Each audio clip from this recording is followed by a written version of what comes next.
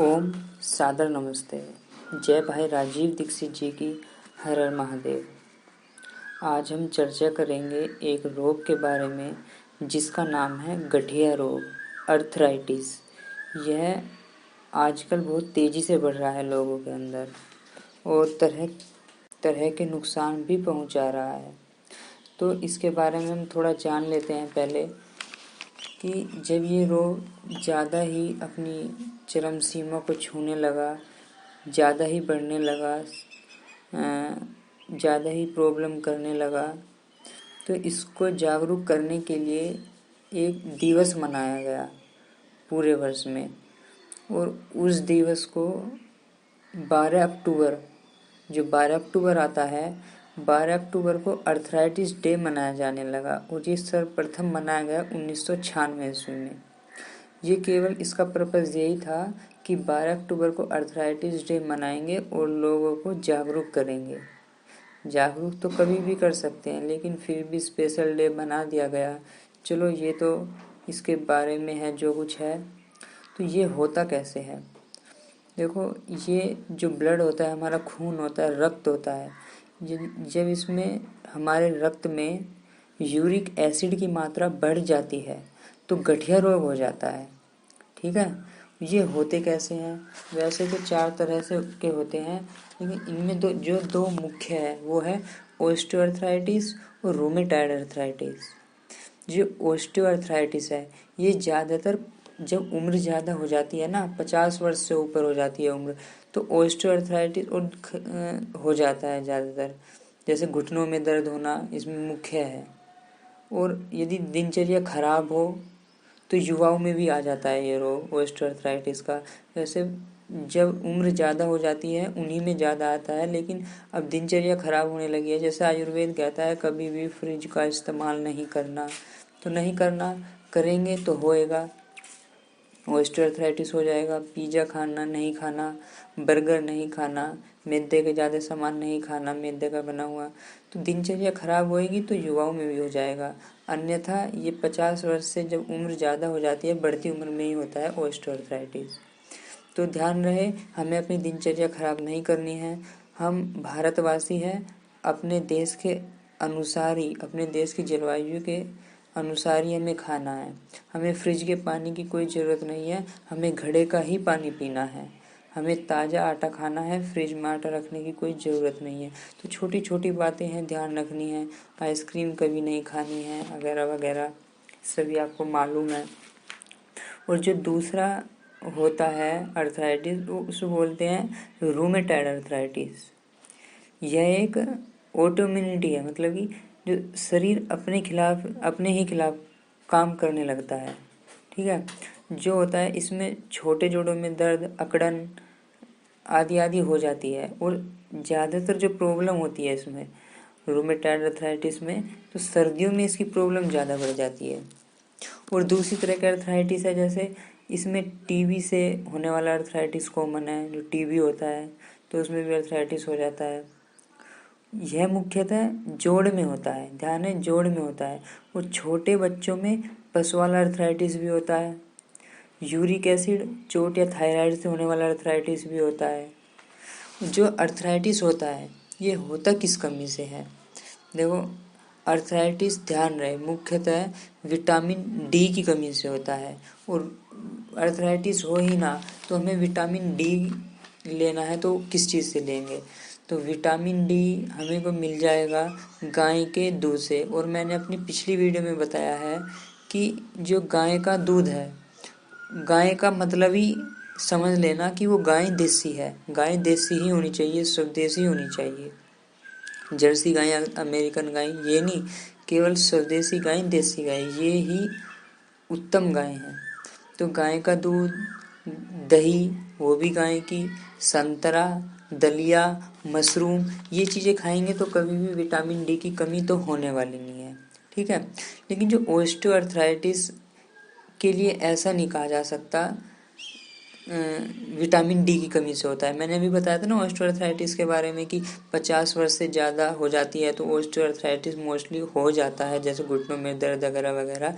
तो vitamin D की कमी ऑस्टियोआर्थराइटिस पर ज़्यादा फॉलो नहीं करती है, क्योंकि वो बढ़ती उम्र के हिसाब से है, ना कि विटामिन डी तो लेना ही है, ऐसा नहीं कि नहीं लेना है, लेकिन वो बढ़ती उम्र के साथ है।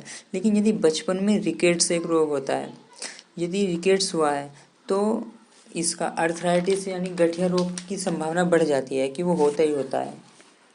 अब इसमें जो मैंने बताया था आपको कि यूरिक एसिड की मात्रा जब बढ़ जाती है तो गठिया रोग हो जाता है। तो ये यूरिक एसिड क्या है? जो यूरिक एसिड होता है इसकी मात्रा शरीर में बढ़ना एक गंभीर रोग है वैसे। और हमारे शरीर में जो एक चीज़ होती है जिसे बोलते हैं प्यूरिन, ध्यान में, प्यूरिन नामक पदार्थ होता है जो ये इसके टूटने से यह रोग बढ़ता है। तो जो यूरिक एसिड होता है खून के माध्यम से किडनी तक आता है। वैसे तो मूत्र के माध्यम से बाहर निकल जाता है, किंतु कभी कभी शरीर में स्टोर होने लगता है, तो ये खतरनाक साबित हो जाता है। तो जो ये होता है ये प्यूरिन पदार्थ के टूटने के कारण होता है, ठीक है। तो जो यूरिक एसिड की मात्रा होनी चाहिए, ध्यान रहे, वो स्त्री में होनी चाहिए 2.4 से लेकर 6 मिलीग्राम पर DL का मतलब क्या है? डेकिलीटर, ठीक है। DECILITER, DL का मतलब। और पुरुष में जो इसकी मात्रा होनी चाहिए वो होनी चाहिए 3.4 से लेकर 7 मिलीग्राम पर DL। अब हम इसके बारे में थोड़ा जान लेते हैं कि इसकी चिकित्सा अपने घर में किस प्रकार करें। देखें, सबसे पहले तो मैं आपको एक सलाह दे देता हूँ और इसको सख्ती से ले कि कभी भी अर्थराइटिस का ऑपरेशन नहीं कराना। आप ये ना सोचिए कि हमारा जुगाड़ है कराने का, हमारे पास इतना धन है कि अर्थराइटिस का ऑपरेशन करा लेंगे तो ठीक हो जाएंगे, क्योंकि ये ऑपरेशन वाली बीमारी है ही नहीं। आजकल डॉक्टर नहीं डाकू हो गए हैं, डाकू। वो फटाक से आपका ऑपरेशन कर देंगे, रुपए बना लेंगे, लेकिन आप ठीक नहीं हो सकते। जो अर्थराइटिस की बीमारी है ऑपरेशन से ठीक कभी नहीं होती। मैं आपको बता देता हूँ, जो हमारे पूर्व प्रधानमंत्री थे डॉक्टर अटल बिहारी वाजपेयी जी, जो प्रधानमंत्री रह चुके हैं, उन्होंने ऑपरेशन कराया था। और दुनिया का मतलब कि अमेरिका का एक सबसे बड़ा डॉक्टर उनका ऑपरेशन करने के लिए आया था।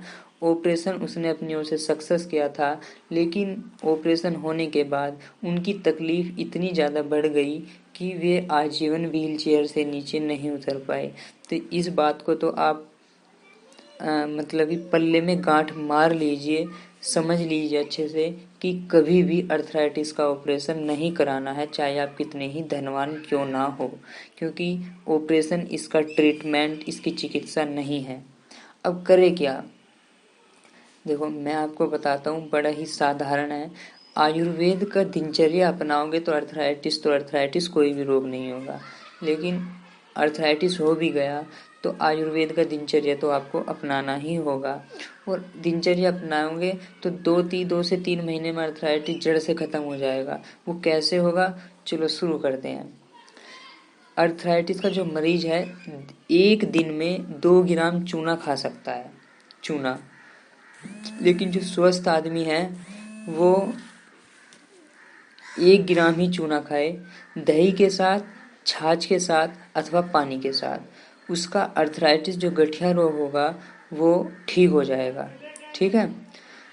1 ग्राम से 2 ग्राम तक यानी कि अर्थराइटिस का जो मरीज है चूना खा सकता है, दही के साथ, छाछ के साथ अथवा पानी के साथ। और जो डॉक्टर होते हैं दही छाछ बंद कर देते हैं, ये कोई अच्छी बात नहीं है, मतलब कि। और दही छाछ जो है, समझ लेना, देसी गाय, कुछ भी दूध की बनी चीज़ हो, देसी गाय से ही उसका मतलब लेना। गाय मतलब देसी गाय, दूध मतलब देसी गाय का दूध, छाछ देसी गाय की छाछ, दही देसी गाय की दही, ठीक है, देसी गाय की दही। तो ये तो थी प्रथम चिकित्सा। अब दूसरी चिकित्सा क्या है, यदि ये ना कर पाओ, वो है जो मेथी दाना होता है हमारे रसोई घर में।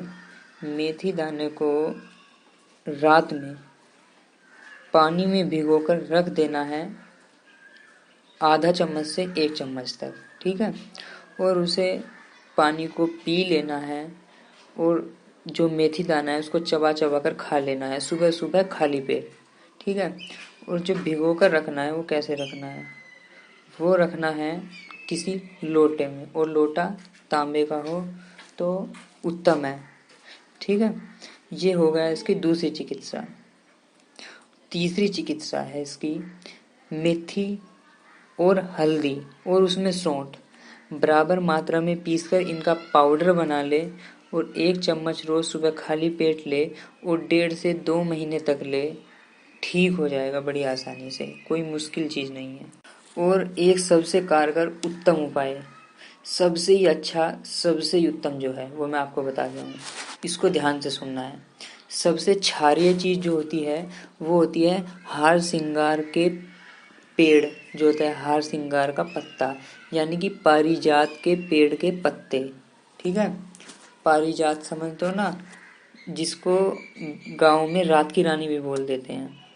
तो उसके 5 से 7 पत्ते को पत्थर पर पीसना है, उसकी चटनी बना लेनी है, ठीक है।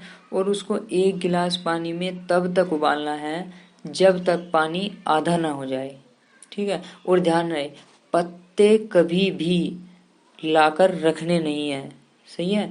पत्ते ताजे होने चाहिए। अभी हम मतलब कि काढ़ा बना रहे हैं तो वे पत्ते ताजे ही हो, ऐसा ना हो कि 2-3 दिन पहले ला के रख दिए या फ्रिज वगैरह में रख दिए, ये कोई ज़्यादा असरदार नहीं होंगे। पत्ते ताजे हो, 1 गिलास पानी में उबालना है और तब तक उबालना है जब तक पानी आधा ना हो जाए। उसके बाद उसे चाय की तरह रोज सुबह सुबह खाली पेट पी लेना है, खाना खाने से 1 घंटे पहले, जो भी है सुबह सुबह खाली पेट उठते ही पी लेना है। 15 से 20 दिन में ही आराम मिलना शुरू हो जाएगा, कितना भी खतरनाक अर्थराइटिस हो, गठिया रोग हो, ये सबसे उत्तम है। दोनों ही अर्थराइटिस, रिम्यूटेड और ओस्टियो, जो भी है सभी प्रकार के अर्थराइटिस के केस में, जो अभी मैंने बताया था आपको कि रूमेटाइड और ऑस्टियोआर्थराइटिस जो होते हैं, दोनों ही केस में ये सबसे अच्छा है। हार सिंगार के पत्ते लेने के केस में, जब हार सिंगार के पत्ते लेंगे तो उसमें ना ही तो हमें चूना लेना है और ना ही मेथी लेना है, अकेला हार सिंगार के पत्ते अकेले काम कर जाएंगे और बड़ी तेजी से ठीक कर देंगे, ठीक है। और एक मैं बहुत खतरनाक बात बता देता हूँ, जो कार्टिलेज होता है, कार्टिलेज और RH फैक्टर की समस्याओं के लिए भी पारिजात के पत्ते का काढ़ा काम आता है।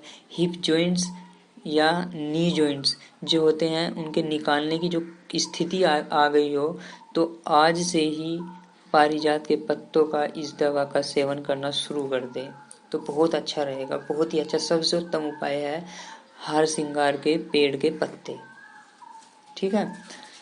मैंने आपको बोला था आइसक्रीम कभी नहीं खानी है। यदि किसी कारण से कोई ठंडी चीज़ कभी खानी भी पड़ गई, तो वैसे खानी नहीं है लेकिन खा भी ली, तो वो नुकसान ना करे, उसके लिए हमें क्या करना है, गर्म पानी लेना है, ऊपर से ठंडे के ऊपर गर्म पानी पीना है और घी मिलाकर पीना है 1 चम्मच उस 1 गिलास गर्म पानी में।